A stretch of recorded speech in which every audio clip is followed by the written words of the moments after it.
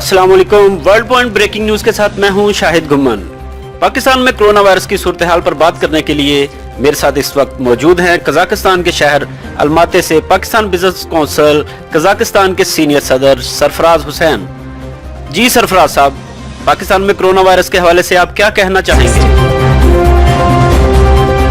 शाहिद गुम्मन साहब, पाकिस्तान के अंदर 10% लोगों की वजह से 90% लोगों की ज़िंदगी को ख़तरे में डाला हुआ है। आप जानते हैं कोरोना वायरस छोटे बच्चों पे, उम्र रसीदा वो लोग जो कि बीमार होते हैं उन पे असरअंदाज होता है।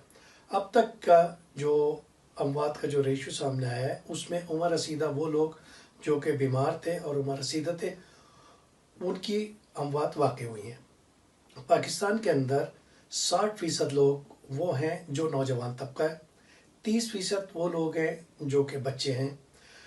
पाकिस्तान उन 10% लोगों को उनके घर वाले उनको कंट्रोल करें और हुकूमत पाकिस्तान के जो एजेंसी के लोग हैं वो उन्हें कंट्रोल करें।